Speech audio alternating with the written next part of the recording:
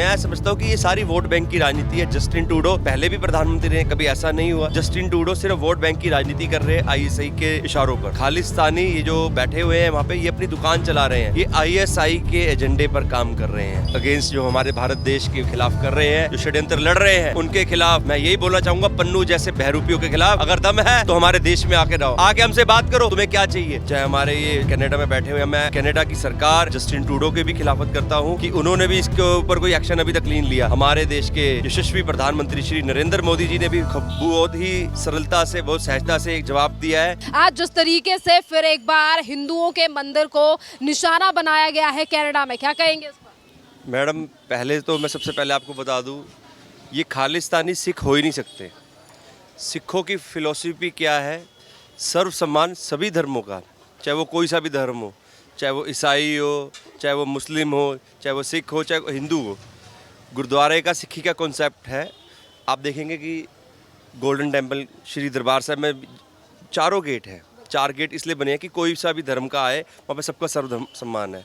परंतु ये जो खालिस्तानी जो बहरूपी हैं, ये सिखों का नाम बर्बाद कर जो बदनाम कर रहे हैं, ये सिख हो ही नहीं सकते।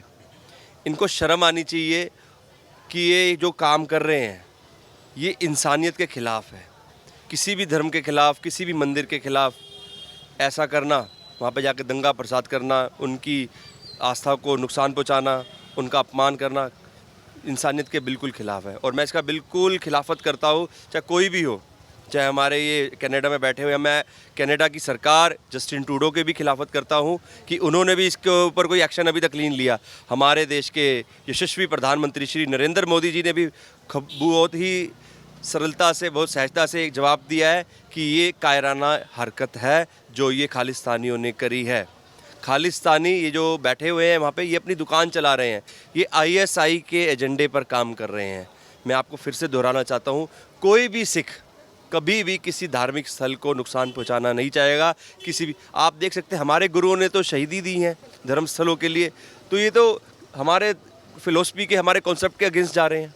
और सबसे बड़ी बात तो मैं ये जो राहुल गांधी है, इससे इसलिए जोड़ना चाहूँगा कि राहुल गांधी ने भी कुछ महीने पहले एक टिप्पणी करी थी कि सिख जो है, जो देश के अंदर हमारे ये है, इन्होंने आग के अंदर घी डालने का काम करा है। उनका खालिस्तानियों का मनोबल और बढ़ाया है, जिसकी वजह से कायरतापूर्ण ये जो हरकत हुई हैं। मैं भारत सरकार से भी बोलूँगा कि अभी तक कोई भी एक्शन राहुल गांधी के ऊपर नहीं हुआ। जो ऐसे लोग बयान देते हैं, मैं तो ये भी आज मैं बोलना चाहूँगा आपके चैनल के माध्यम से, दिल्ली कमेटी के अंदर भी कई ऐसे लोग हैं जो ऐसे खालिस्तानियों का मनोबल बढ़ाते हैं। उनके खिलाफ भी सख्त से सख्त कार्रवाई करी जाए, क्योंकि राष्ट्र एकता के अंदर जो विविधता जो डाल रहे हैं, वो परेशानी डाल रहे हैं, राष्ट्र की अखंडता के लिए खतरा है। जो खालिस्तानियों का जो ये मनोबल बढ़ा रहे हैं, जो उनका साथ देने की बातें करते हैं। प्रधानमंत्री नरेंद्र मोदी हों या देश के विदेश मंत्री एस जयशंकर, दोनों की तरफ से जो है वो कनाडा के प्रधानमंत्री जस्टिन ट्रूडो से सवाल पूछा गया है। पर आपको नहीं लगता कि जिस तरीके से 1 साल से ज़्यादा हो चुका है और भारत और कनाडा के बीच जो है वो विवाद अभी तक सुलझ कर नहीं दे रहा है, और कहीं ना कहीं कनाडा में जो है वो खालिस्तानियों को लगातार जगह दी जा रही है और समर्थन दिया जा रहा है, और यही समर्थन जो है वो आगे चलकर कनाडा के लिए भी बड़ी समस्या बन सकता है। आज तो हिंदुओं के ऊपर हमला किया जा रहा है। मैडम, आपने ये कहावत सुनी होगी, जब बोया पेड़ बबूल का तो कांटे तो आएंगे। जिस तरह ये कर रहे हैं, आगे जाके इनके लिए भी होगा। जैसे आप देख सकते हैं कि फ्रांस के अंदर शरणार्थी थे, उनको शरण दी गई, आगे जाके उन्होंने उस देश का ही क्या हाल करा। जिस प्रकार इन्हें दी जा रही, मैं समझता हूँ कि ये सारी वोट बैंक की राजनीति है। जस्टिन ट्रूडो पहले भी प्रधानमंत्री रहे, कभी ऐसा नहीं हुआ। जस्टिन ट्रूडो सिर्फ वोट बैंक की राजनीति कर रहे हैं आईएसआई के इशारों पर। बस वहाँ पे वोट बैंक की राजनीति लेने के लिए खालिस्तानियों को वो साथ दे रहे हैं, जबकि कोई भी सिख खालिस्तानी नहीं हो सकता। आपको आग दिखाई जा रही है जिस तरीके से बिना प्रूफ के एलिगेशन लगाए जाते हैं कि हत्याएं कराई जा रही हैं भारत की एजेंसियों द्वारा। अब भारत के ही जो लोग वहाँ रह रहे हैं और हिंदुओं के टेम्पल्स पर हमला किया जा रहा है, क्या लग रहा है कि भारत सरकार जो है वो इन तमाम चीज़ों को काफ़ी ज़्यादा लाइटली लेने वाली है? लाइटली लेने वाली नहीं है।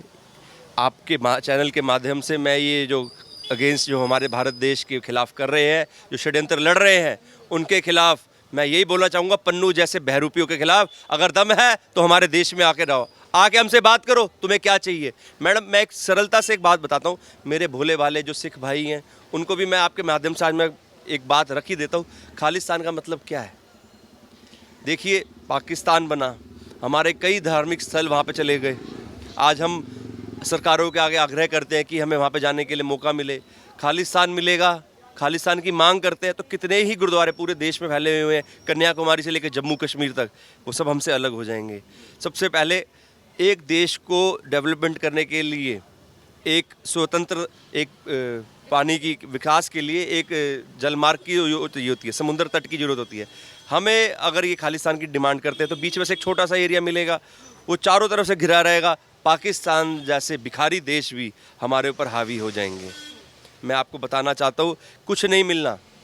हमारे जो अभी हम अच्छे से जी रहे हैं, डेवलपमेंट ले रहे हैं, हमारे बच्चे पढ़ रहे हैं, आगे बढ़ रहे हैं विकास के लिए, वो सब ठप हो जाएगा। तो मैं अपने सभी सिख भाइयों से मैं आग्रह करता हूँ कि इन खालिस्तानियों के खिलाफ, ये पन्नू जैसे जो देशद्रोही है, जो बाहर जाके षड्यंत्र लड़ाते हैं आईएसआई के कहने पर, उनकी दुकान जो चलती है, उनके खिलाफ सख्त से सख्त कार्रवाई की मांग करें और इनकी खिलाफत करें। एक तरफ जब हिंदुओं के मंदिरों पर हमला होता है तो तमाम विपक्षी पार्टियां भारत सरकार का स्टैंड नहीं लेती और ना ही तो वो कनाडा सरकार को लेकर सवाल उठाती हैं कि आज किस तरीके से इस पूरे मामले पर कनाडा की सरकार चुप बैठी है। पर वही मामला अगर फिलिस्तीन या तमाम और देशों का आता है तो यही विपक्षी पार्टियां जो है वो सोशल मीडिया पर काफ़ी ज़्यादा राय रखती हुई नजर आती हैं। जब बांग्लादेश में हिंदुओं की बात आती है तब भी चुप्पी, तो इतनी नफरत क्यों है?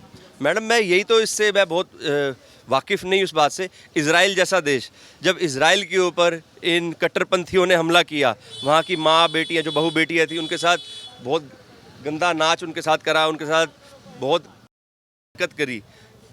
आप उसी प्रकार आप देख सकते हैं बांग्लादेश के अंदर किस प्रकार हिंदू टेम्पल, इस्कॉन मंदिर थे, जिनके ऊपर बहुत कायरतापूर्ण, बहुत बुरी तरह से उन्होंने क्षतिग्रस्त किया गया, वहाँ पर लोगों के ऊपर हमला किया गया। जब देश हमारे देश के ऊपर, हिंदुत्व के ऊपर आती है, तब कोई भी ये जो दूसरी अगेंस्ट पार्टी है, कांग्रेस हो गई, आम आदमी पार्टी हो गई, या कोई सी भी विपक्ष हो गया, कोई नहीं बोलता। केवल और सिर्फ हिंदुत्व के लिए भारतीय जनता पार्टी, मोदी गवर्नमेंट आवाज़ उठाती है। इससे ये सिद्ध होता है कि केवल और केवल राष्ट्र की अखंडता के लिए भारतीय जनता पार्टी ही अग्रसर है और हमेशा आवाज़ उठाती रहेगी, और अपना अगर जरूरत पड़ी तो आज जो विपक्षी पार्टियों के चेहरे से एक अलग ही नकाब उठ रहा है, क्या इस पर इन तमाम राजनीतिक पार्टियों पर जनता भरोसा करेगी जो आज हिंदुओं के हक में नहीं बोलते हैं या फिर कहीं पर भी किसी भी देश में हमले हो?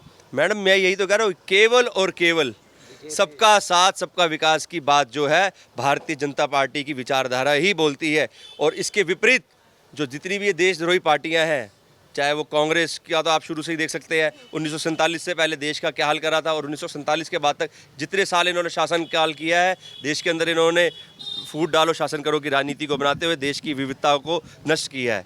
कांग्रेस हो गई, चाहे आम आदमी पार्टी होगी, दोनों एक जैसी पार्टी है, चाहे ये लालू है, चाहे ये आम आदमी क्या नाम है सपा है, सबकी सोच एक ही है, सिर्फ एक विशेष समुदाय के लिए, वोट बैंक की राजनीति के लिए बोलते हैं। कभी भी हिंदुत्व के लिए, सनातन धर्म के लिए ये कभी आवाज़ नहीं उठाते।